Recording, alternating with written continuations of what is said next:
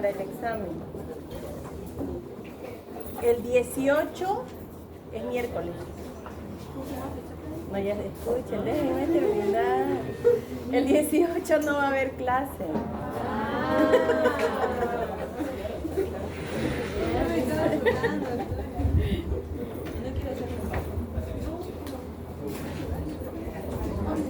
Y el martes no dijimos miércoles, ¿no? Miércoles 25 es el examen. Ya. ¿Martes? No. Sí, pusimos martes. Bueno, miércoles 25. No, porque dijimos en esta aula y en esta solo nos toca los miércoles. Ajá, yo no más auditorio. ¿Ah, no? ¿Y dónde va a ser? No sé. Le van a resignar a uno. Teníamos que hacer un auditorio. Dijo la doctora Boy que pasaron un comunicado porque ya no hay clases. Eso dijo. Y que todas las clases no hay pruebas profesionales. Todas las clases que eran en auditorio. Ah, las que eran en el auditorio. Ah, porque esa es la que pasamos es auditorio, no es aula. Claro. Pero es que antes iba a ser virtual, ¿no ves?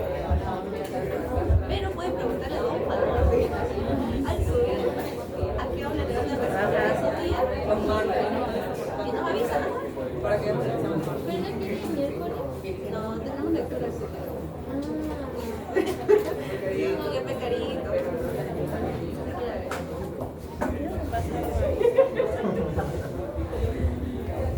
¿Dónde le hago valor?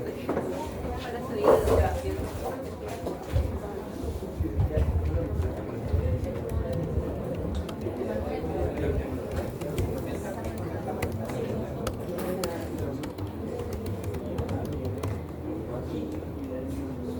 No hay nada, pero bueno, voy a preguntar, pero no hay nada. Eso dijo la dice que ella subió y le dieron otra hoja. Porque ella dice que no hay los bolsos para los auditores. Que ya los quitaron. Ya, entonces, Pregunta ahora, doctora. sí, voy a preguntar.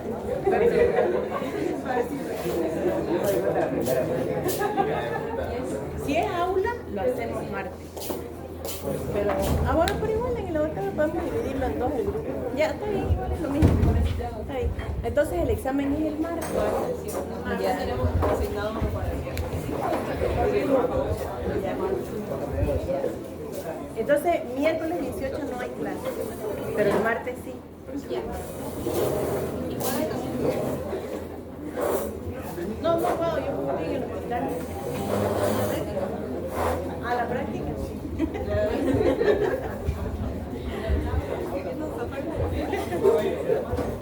Ya, entonces, de este tema va a entrar solamente la parte de que vamos a ver de problemas secundarios ya cuando lleguemos ahí yo les aviso, eso no va a entrar, ya, solo va a entrar, yo les voy a avisar cuál va a entrar, mientras vamos pasando. Bueno, el tema, enfermedades metabólicas y carenciales, ¿cómo afecta eso al sistema nervioso central, no? Entonces tenemos diferentes tipos de afecciones, pueden ser encefalopatía, síndromes confusionales y encefalopatías agudas. Las agudas son la primera causa de asistencia neurológica, o sea, de ir a una emergencia.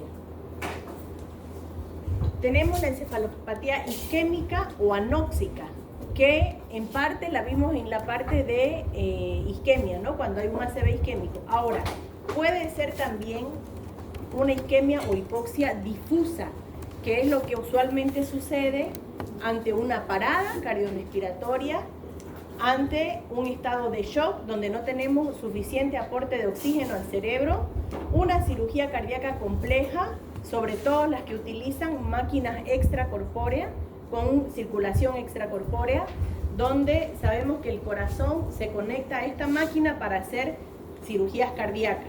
Y ahí, si no hay un buen flujo en la máquina, el paciente puede sufrir una encefalopatía isquémica o anóxica que se ve lógicamente en el postquirúrgico. Y de origen pulmonar o por insuficiencia ventilatoria, lógicamente cuando hay una hipoxia, pero ya de origen pulmonar, ¿no? Entonces ahí podemos tener una encefalopatía hipóxica o anóxica. Puede ser en el adulto, puede ser en el recién nacido, como en la parálisis cerebral, que es secundaria a un proceso anóxico, ¿no?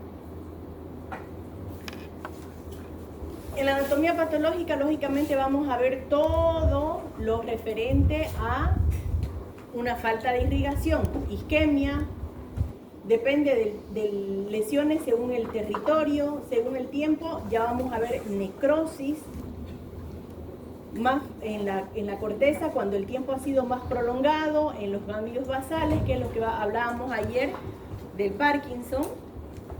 Más resistente es el tronco cerebral y la médula espinal. Por eso es que esto de acá es lo que maneja nuestras funciones básicas, que son respirar, deglutir. Entonces, mientras, por ejemplo, igual, en una reanimación cardiopulmonar que se hace durante mucho tiempo sin buena oxigenación, a veces los pacientes salen del paro con buen ritmo cardíaco, pero con mala perfusión cerebral y pueden quedar en estado vegetativo persistente, ¿no? ¿Por qué? Porque la corteza ha sufrido isquemia, pero esto, que es lo más resistente, no. Entonces el paciente puede quedar sin toda la parte de corteza y solamente respirando y deglutiendo, ¿no? La patogenia, cada 100 gramos de tejido encefálico requiere 50-75 ml por minuto de sangre, pues sabemos que el oxígeno circula por la sangre.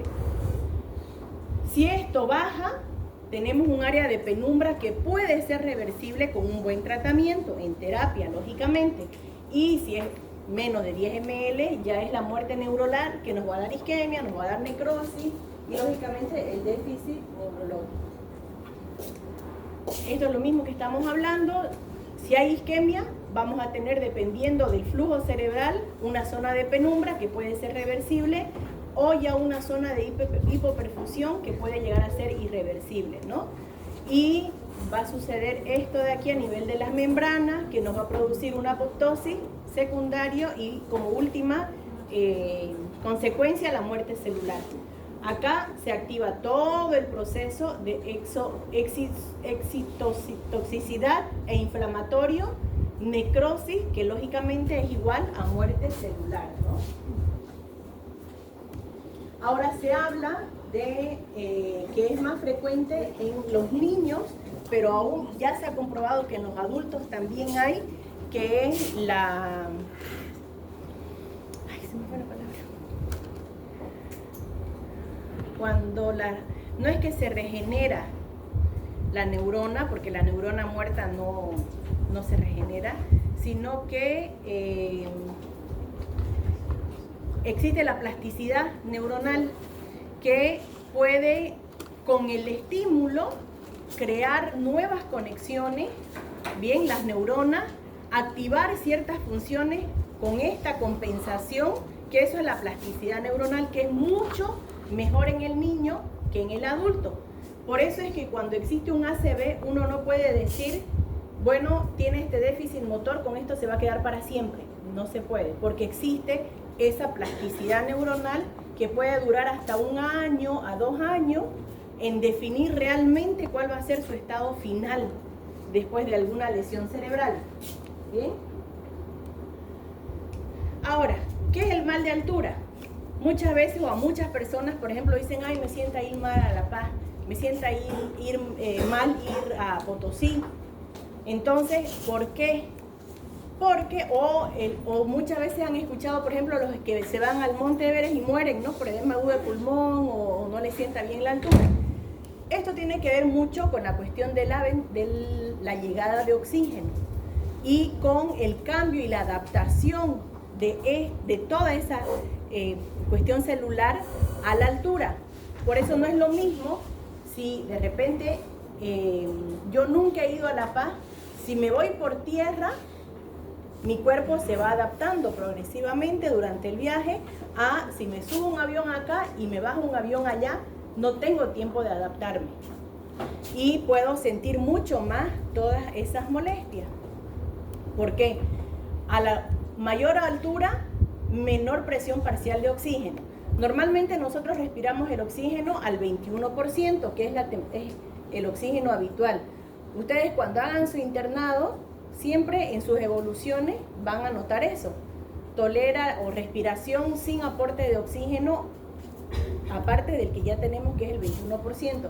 Cuando, por ejemplo, se hace una gasometría, uno cuando pide la gasometría tiene que anotar si está con oxígeno al 21%, que es lo normal, que estamos respirando habitualmente, o si tenemos un aporte extra de oxígeno, porque lógicamente influye en el resultado, pues, ¿no? Entonces esto es lo que decíamos, ¿no? El inicio de la adaptación, fíjense, recién al cuarto al séptimo día esta alcalosis respiratoria se puede normalizar. Los hematíes, ¿por qué? Porque ustedes saben que las personas que están en altura tienen poliglobulia. ¿Por qué? Porque necesitan más glóbulos rojos para transportar más oxígeno por esta presión, disminución de la presión parcial. Pero esto sucede recién después del séptimo día. Entonces yo no voy a llegar y de pronto me van a aparecer más millones de glóbulos rojos. Entonces por eso también es esa descompensación que uno podría tener cuando sube de repente, ¿no? Ante el ascenso rápido no se adapta, por eso es que si uno va por tierra se adapta un poco más que yendo en avión, ¿no? Lógicamente hay personas que no les pasa nada. Lo mismo sucede también en las montañas, hay cefalea lógicamente, el tratamiento va a ser reposo, descender hasta donde uno pueda tener mejor sintomatología. Puede haber edema agudo de pulmón después de cierta altura, más de 2.500 metros, y lógicamente nuestra clínica va a ser pulmonar, disnea, esputos rosados, cianosis periférica y dolor torácico por el esfuerzo respiratorio que hacemos, ¿no? Y el tratamiento, obvio, descender, oxígeno, nifedipino en vía oral y dexametasona también, se da corticoide. El edema cerebral, lo mismo después de 4 días a una altura muy alta, si es que nos hemos ido adaptando poco a poco, cefalea, letargo, deficiencia neurológica y puede llegar hasta el coma, ¿no?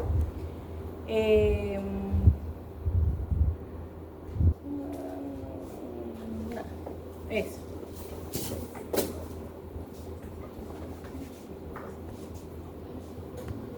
Esto es lo que les decía. Cuando nosotros hace el paciente una parada cardiorrespiratoria, por eso existe el protocolo de cuánto tiempo tenemos que reanimar.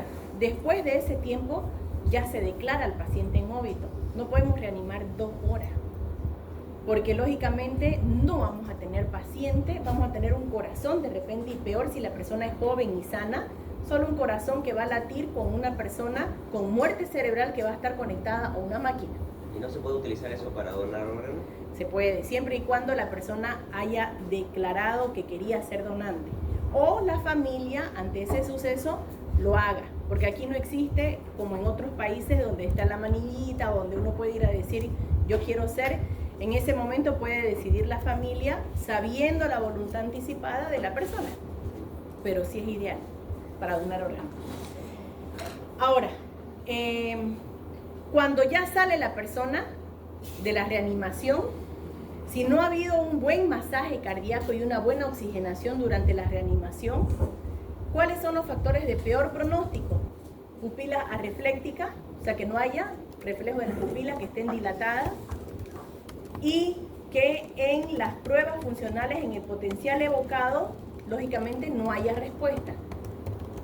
Los potenciales evocados es un estudio que mide la electricidad. Sabemos que nosotros tenemos electricidad para el movimiento, la sensibilidad, para todo. Y eso lo que hace es medir, depende de ustedes qué quieren medir, el tiempo, o sea, la velocidad en que sucede ese potencial, ya sea motor o sensitivo. Puede estar más lento, puede estar más rápido o puede estar ausente. En este caso es ausente. Esos son factores de mal pronóstico, ¿no?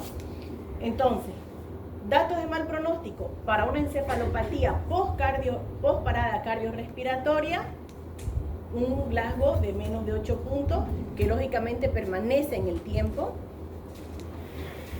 Esto no se hace. Glicemia, bueno, mayor a 300 en la tomografía.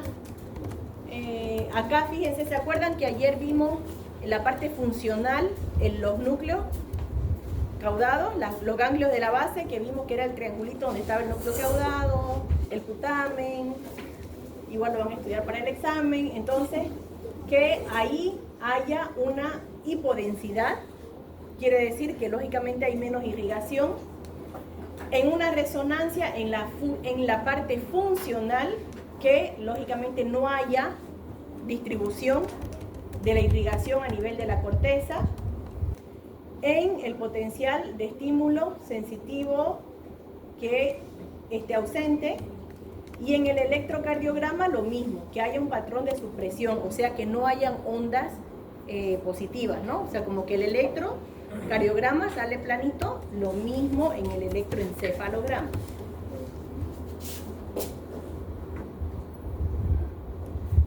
Y el tratamiento, lógicamente, restauración de la circulación cerebral, revertir el efecto causante, ya sea convulsión, dijimos que las convulsiones, peor si es un estatus epiléptico, causaba hipoxia, revertir el efecto causante, control de glicemia e hipotermia inducida. ¿Por qué? Porque esto baja el metabolismo, hasta que nosotros podamos tener ya un buen funcionamiento de la causa que haya llevado a la hipoxia.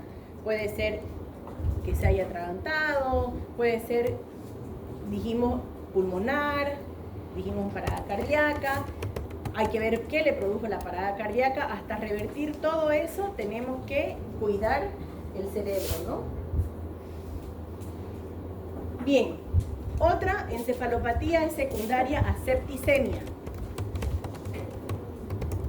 Más del 50% de los pacientes con septicemia van a presentar astenia, anorexia, cuadros confusionales por todo el proceso inflamatorio que hay debido a la sepsis. Dependiendo lógicamente del tratamiento, del germen que esté produciendo la septicemia, esto nos va a dar el pronóstico, ¿no? Y lógicamente, dependiendo del tratamiento más oportuno, va a depender también el pronóstico y de la patología de base que tenga el paciente. Bueno, es lo mismo en una persona joven que haga una sepsis a un paciente diabético con insuficiencia renal crónica, que esté dializando, o un inmunodeprimido. Entonces, lógicamente va a depender también de la patología de base, ¿no? Encefalopatía hepática es cuando ya nuestro hígado falla. Puede ser por cirrosis, puede ser por una insuficiencia hepática aguda, que puede ser por una virosis, una hepatitis fulminante de repente, por secundario alguna cirugía que no se haya podido resolver, un bypass portosistémico, o ya dijimos asociado a cirrosis. Esto lógicamente sabemos que nuestro hígado depura muchas de las sustancias, todo pasa por el hígado. Entonces, si el hígado no funciona, lógicamente todo lo tóxico se va a quedar en nuestro organismo y nos va a dar una falla hepática y por lo tanto una encefalopatía hepática, ¿no? Esto lo leen, pero no entra. El cuadro clínico, alteración de la conciencia y lógicamente puede llegar a coma y a muerte, ¿no? Cuando ya hay una falla hepática, en el laboratorio no vamos a ver elevación de las transaminasas, porque ya no hay hepatocitos que estén funcionando y que eleven las transaminasas.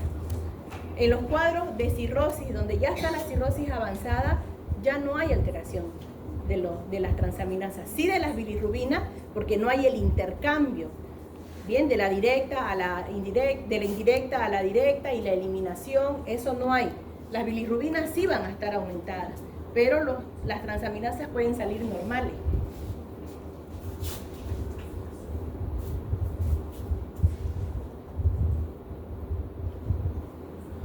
Y lógicamente el amonio va a estar elevado, pero siempre tenemos que descartar también otras causas, por eso se pide tomografía, ¿no? Para ver si no hay otras lesiones, además que el hígado también se encarga de la parte de la coagulación.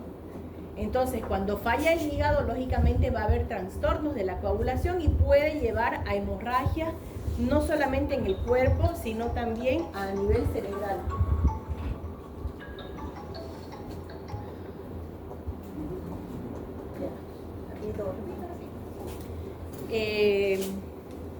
Diagnóstico diferencial. Encefalopatía urémica secundaria. ¿Qué es la encefalopatía urémica?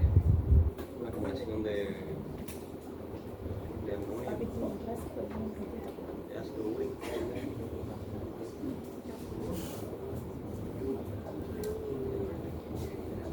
¿De qué origen? Urea, renal. Renal, exactamente. Bien. Séptica, ya dijimos.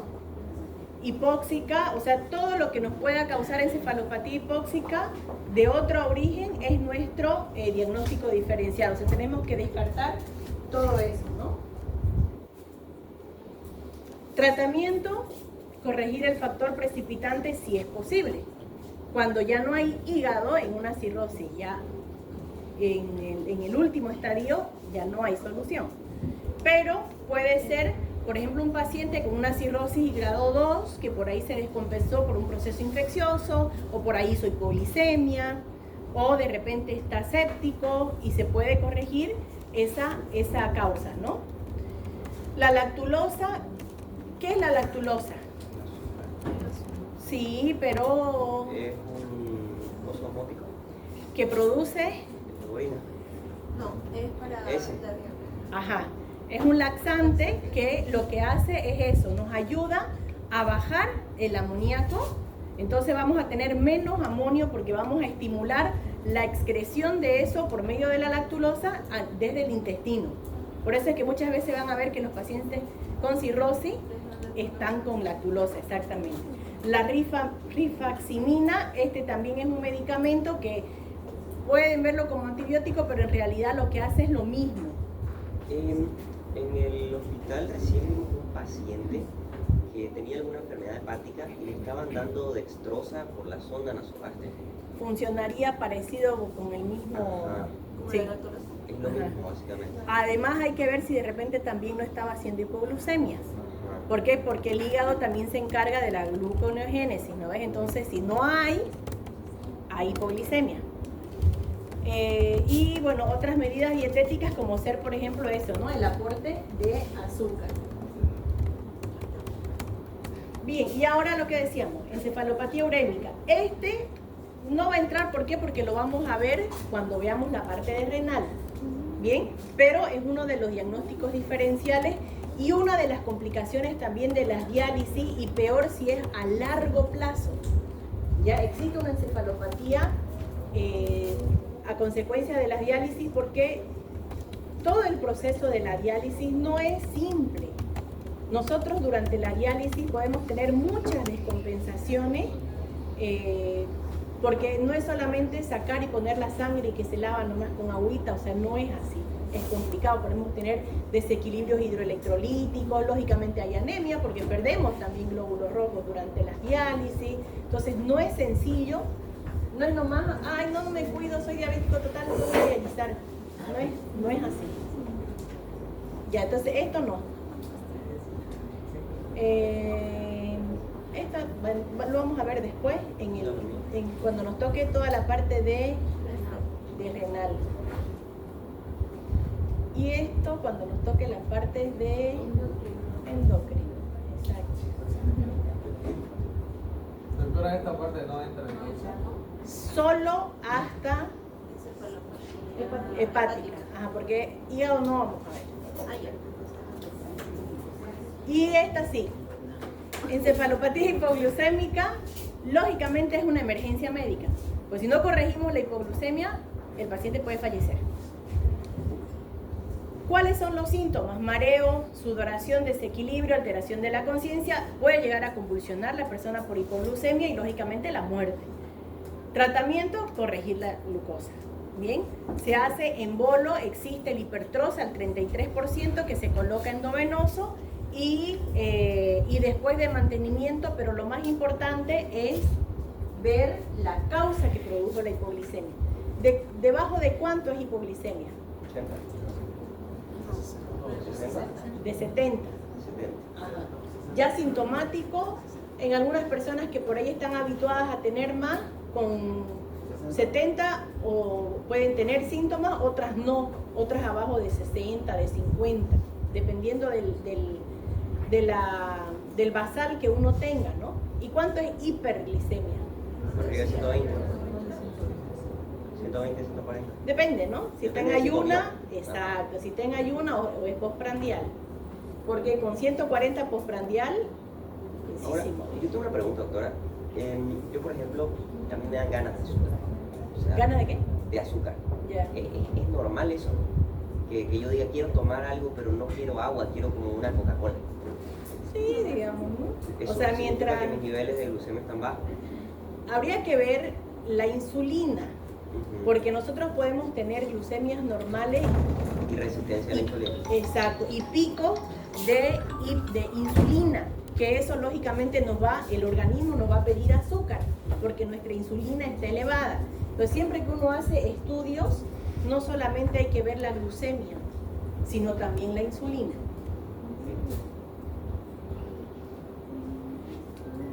Más frecuente en la diabetes tipo 1, donde vamos a tener por la apoptosis celular hiperglicemia, ¿no?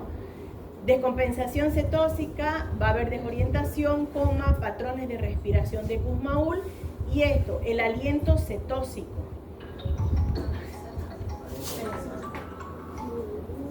¿Verdad?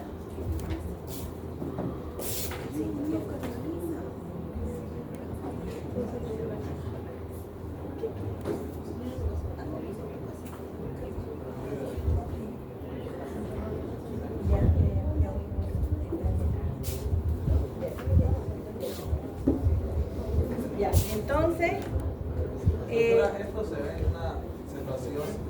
ajá. Entonces, ya, va junto, digamos, la encefalopatía hiperglicémica. No. O sea, puede haber hipoglicemia sin que haya cetoacidosis. Esta es una de las causas. Hiper. Estamos diciendo, ajá, hiper. Antes hablamos de hipo. Ajá. Esta generalmente, casi siempre es en la cetoacidosis. Pero también, como vamos a ver en la parte, esto lo vamos a ver en diabetes. Porque el coma hiperosmolar también da hiperglicemia y no cetoacidosis. Sí, ¿verdad? Esto lo vamos a ver. Entonces no entra. No, bueno. Vamos a sacar un Sí, ya tema. va. Este no lo vamos a ver. Este va a entrar.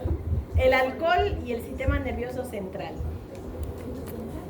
Es una droga legal que lógicamente tiene consecuencias a largo plazo, como ser la cirrosis, encefalopatía, además, lógicamente, absentismo laboral, accidentes de tránsito por manejar en estado de ebriedad, agresiones, abusos sexuales, maltrato y sobre todo desnutrición por carencia de vitamina. ¿Bien? ¿Qué es lo que produce el etanol en el sistema nervioso central? Sabemos que se absorbe en el estómago y en el intestino, circula por la sangre y es detectado a los 5 minutos después de la ingesta. O sea, que pasa directamente de la circulación. Ajá. Con concentraciones máximas entre los 30 a 90 minutos de haber ingerido. ¿Bien? El receptor ácido gamma aminobutírico, que es el GABA, y el canal de cloro son los lugares donde más actúa. Por eso es que rápidamente uno tiene síntomas. Porque rápidamente se absorbe gracias a este receptor. Propicia la transmisión GABAérgica inhibitoria, entonces puede darnos ataxia, incoordinación, sedación por intoxicación aguda, ya con niveles de haber tomado bastante, y puede llevar a la muerte. La ingesta de embarazo, lógicamente, puede llevar al retardo del crecimiento y anomalías cráneoencefálicas, sobre todo si es en el primer trimestre, ¿no? En la intoxicación aguda tenemos un periodo inicial de euforia, desinhibición, luego descoordinación, disartria, ataxia, vértigo, vómito y ya convulsiones, ¿no? La intoxicación aguda puede haber secuelas, sobre todo en los jóvenes, y riesgo de broncoaspiración. ¿Bien? Y esto es en serio, ¿no? Hay personas que han fallecido porque llegaron borrachos, no hubo quien les dio la vuelta en su cama porque se vomitaron y se broncoaspiraron y los encontraron muertos. Las manifestaciones neurológicas, aquí fíjense, según el grado de alcohol, tenemos todas estas hasta llegar a la muerte, ¿no? Y esto hay que tener mucho cuidado en la emergencia. ¿Por qué? Porque a veces llega un borrachito que uno no le da bola y le pone un suerito y le dice ya que duerma su borrachera. Y después cuando van y lo examinan de nuevo,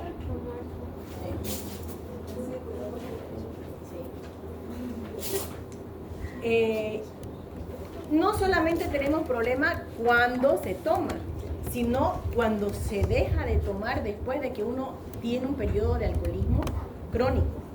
Síndrome de privación alcohólica es una situación patológica, casi cotidiana. Hay síntomas como el temblor, náuseas, mal humor, ceden con la primer copa porque lógicamente el cuerpo está pidiendo y con eso ya cede. Lógicamente va a haber también déficit de atención, alucinaciones, el delirium tremens, que puede ser mortal por un colapso circulatorio. Por eso es que la persona tiene que estar internada si es que va a ser una desintoxicación, ¿no? Si es que va a ser, lo ideal es estar internado. El tratamiento, lógicamente, hidratación, vitamina B y magnesio.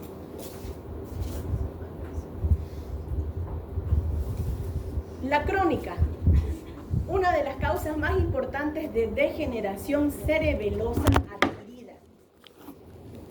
Va a producir alteración del comportamiento, abandono del cuidado personal, delirio paranoide, celotipias, trastornos de la memoria, alteración en el trabajo y en la vida personal.